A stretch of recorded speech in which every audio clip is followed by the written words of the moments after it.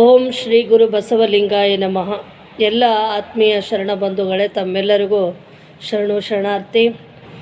ಸುಮಾರು ಒಂದು ವಾರದಿಂದ ಕನ್ನೇರಿ ಮಠದ ಪೂಜ್ಯರ ಒಂದು ಹೇಳಿಕೆ ಬಗ್ಗೆ ವಿವಾದಗಳು, ಚರ್ಚೆಗಳು ಈ ಸಮಾಜದಲ್ಲಿ ನಡೀತಾ ಇದ್ದಾವೆ. ಹೌದು, ಕಾವಿಯ ಲಾಂಛನವನ್ನು ಉಟ್ಟುಕೊಂಡು ಕಾವಿಧಾರಿಗಳ ಬಾಯಲ್ಲಿ ಹುಚ್ಚು ನಾಯಿ ಅನ್ನುವಂಥದ್ದು, ತಾಲಿಬಾನ್ ಅನ್ನುವಂಥದ್ದು, ಹೀಗೆ ಶಬ್ದ ಬರಬಾರದು. ಅದು ಆಯಿತು. ಜಗತ್ತಿನಲ್ಲಿ ಹಲವಾರು ಧರ್ಮಗಳಿದ್ದಾವೆ, ಆದರೆ ಇವರ್ಯಾಕೋ ಲಿಂಗಾಯತ ಧರ್ಮವನ್ನೇ ಹಿಡಿದುಕೊಂಡು ಜೋತ್ ಬೀಳ್ತಾ ಇದ್ದಾರೆ. ಇರಲಿ, ಪರವಾಗಿಲ್ಲ. ಅವರು ಆ ರೀತಿ ಮಾಡೋದ್ರಿಂದನೇ ಲಿಂಗಾಯತ ಧರ್ಮ ಪ್ರಚಾರ ಇನ್ನೂ ಹೆಚ್ಚಿನದಾಗಿ ಆಗ್ತಾಯಿದೆ. ಹಾಗೆ ಗುರು ಬಸವಣ್ಣನವರ ವ್ಯಕ್ತಿತ್ವ ಇನ್ನೂ ದೊಡ್ಡದಾಗಿ ಜಗತ್ತಿನಲ್ಲಿ ಬೆಳೀತಾ ಇದೆ ಅನ್ನೋದನ್ನು ನಾವು ತಿಳ್ಕೊಳ್ಬೋದು.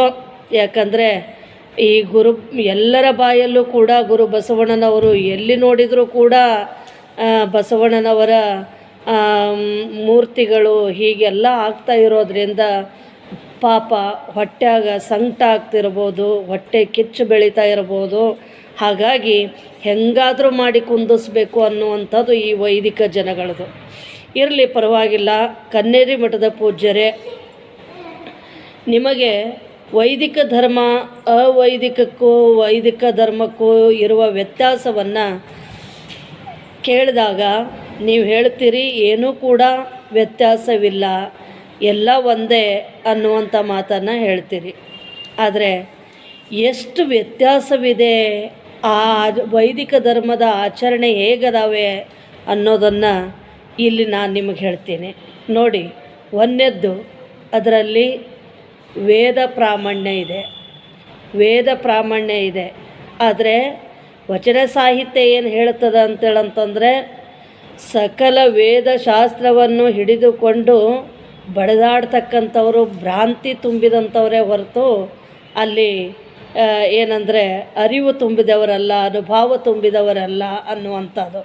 ಅಷ್ಟೇ ಅಲ್ಲ, ಸಂಪ್ರದಾಯಕ್ಕಿಂತಲೂ ಸತ್ಯ ಶ್ರೇಷ್ಠ ಅಂತಕ್ಕಂಥದ್ದನ್ನು ಒಪ್ತಕ್ಕಂಥದ್ದು ವಚನ ಸಾಹಿತ್ಯ. ಅಷ್ಟೇ ಅಲ್ಲ, ವೇದಕ್ಕೆ ವರಿಯ ಕಟ್ಟುವೆ, ಶಾಸ್ತ್ರಕ್ಕೆ ನಿಗಳವನ್ನಿಕ್ಕುವೆ, ಆಗಮದ ಮೂಗ ಕೊಯ್ಯುವೆ ಅಂಥೇಳಿ ಗುರು ಬಸವಣ್ಣನವರು ಹೇಳ್ತಾರೆ. ಅಷ್ಟೇ ಅಲ್ಲದೆ ವೇದ ಪುರಾಣ ಶಾಸ್ತ್ರ ಕೇವಲ ತೌಡು, ಅವುಗಳನ್ನು ಮತ್ತೆ ಮತ್ತೆ ಕುಟ್ಟಬೇಕೇ ಎಂತಾರೆ ಅಕ್ಕ ಮಹಾದೇವಿ ತಾಯಿಯವರು. ಹಾಗಿದ್ದಾಗ ಎಷ್ಟು ಉದಾಹರಣೆಗಳನ್ನು ಕೊಡಬಹುದು ನಿಮಗೆ ಅಂತಕ್ಕಂಥದ್ದು. ಅದಕ್ಕಾಗಿ ಈ ವಚನ ಸಾಹಿತ್ಯದಲ್ಲಿ ವೇದ ಪ್ರಾಮಾಣ್ಯ ಇಲ್ಲ ಅಂತಕ್ಕಂಥದ್ದು. ಎರಡನೇದ್ದು, ವೈದಿಕದಲ್ಲಿ ಬಹುದೇವತಾ ಆರಾಧನೆ ಇದೆ. ಅಂದರೆ ಬಹುದೇವತೆಗಳ ಆರಾಧನೆ, ಪೂಜೆ ಇರತಕ್ಕಂಥದ್ದು. ಆದರೆ ಅದೇ ಬಸವಣ್ಣನವರ ಧರ್ಮದಲ್ಲಿ,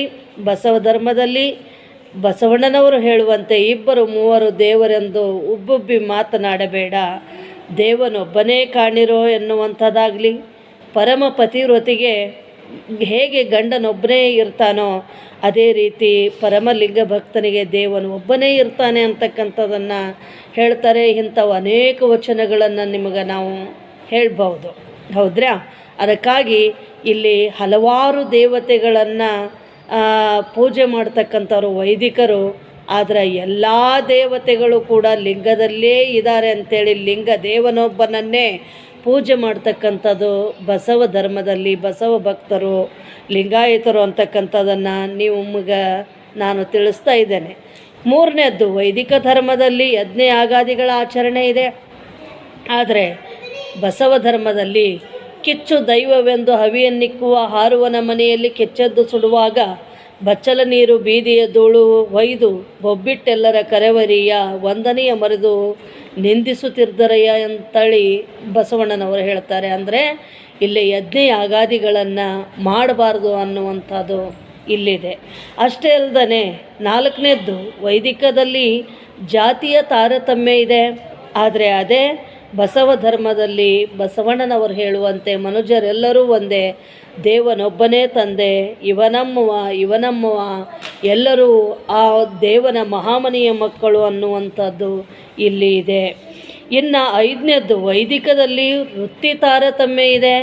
ಆದರೆ ಶರಣ ಧರ್ಮದಲ್ಲಿ ಯಾವ ಕಾಯಕವಾದರೂ ಕೂಡ ಮನವೊಲಿದು ಮಾಡುವಂತಹ ಕಾಯಕ ಶ್ರೇಷ್ಠ ಅಂತಕ್ಕಂಥದ್ದು ಅಷ್ಟೇ ಅಲ್ಲದೆ ದೇವನೊಲಿದ ಕಾಯಕ ಶ್ರೇಷ್ಠ ಅಂತಕ್ಕಂಥದ್ದು. ಅದನ್ನು ಯಾವ ಕಾಯಕವಾದರೂ ಕೂಡ ಮೇಲು ಕೀಳು ಎನ್ನದೆ ಸತ್ಯಶುದ್ಧ ಪ್ರಾಮಾಣಿಕತೆಯಿಂದ ಶೀಲತ್ವದಿಂದ ಮಾಡಬೇಕು ಅನ್ನುವಂಥದ್ದು ಗುರು ಬಸವಣ್ಣನವರು ಶರಣರು ಹೇಳ್ತಕ್ಕಂಥದ್ದು. ಅಷ್ಟೇ ಅಲ್ಲದೆ ಮುಂದೆ ಹೇಳ್ತೀರಾ 6ನೇದ್ದು ವೈದಿಕದಲ್ಲಿ ಲಿಂಗದ ತಾರತಮ್ಯ ಇದೆ, ಲಿಂಗಭೇದವಿದೆ. ಆದರೆ ಬಸವ ಧರ್ಮದಲ್ಲಿ ಮೊಲೆ ಮೂಡಿ ಬಂದರೆ ಹೆಣ್ಣೆಂಬರು, ಗಡ್ಡ ಮೀಸೆ ಬಂದರೆ ಗಂಡೆಂಬರು, ಒಳಗೆ ಸುಳಿಯುವ ಆತ್ಮ ಹೆಣ್ಣು ಅಲ್ಲ ಗಂಡು ಅಲ್ಲ ಕಾಣ ರಾಮನಾಥ ಅಂಥೇಳಿ ಶರಣರು ಹೇಳ್ತಾರೆ. ಅಂದರೆ ಇಲ್ಲಿ ಹೆಣ್ಣು ಗಂಡು ಅಂತಕ್ಕಂಥದ್ದು ಯಾವುದೇ ಭೇದ ಇಲ್ಲ, ಎಲ್ಲರೂ ಸರಿ ಸಮಾನರು ಅಂತಕ್ಕಂಥದ್ದು ಇಲ್ಲಿದೆ. ಅದೇ 7ನೇದ್ದು ವೈದಿಕ ಧರ್ಮದಲ್ಲಿ ಆಶ್ರಮ ಭೇದವಿದೆ. ಅಂದರೆ ಬ್ರಹ್ಮಚರ್ಯ, ಗೃಹಸ್ಥ, ವಾನಪ್ರಸ್ಥ, ಸನ್ಯಾಸ ಅಂತಕ್ಕಂತಹ ಭೇದಗಳಿದ್ದಾವೆ.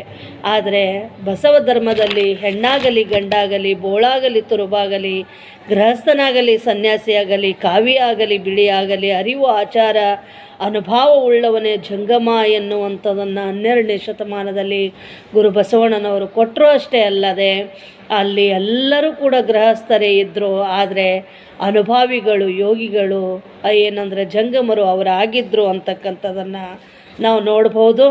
ಇವತ್ತಿನ ಕಾಲದಲ್ಲೂ ಕೂಡ ಇವತ್ತು ಅರ್ಧ ಭಾಗ ಜಂಗಮತ್ವವನ್ನು ಗೃಹಸ್ಥರು ವಹಿಸಿಕೊಂಡು ಧರ್ಮ ಪ್ರಚಾರವನ್ನು ಮಾಡ್ತಾ ಇದ್ದಾರೆ.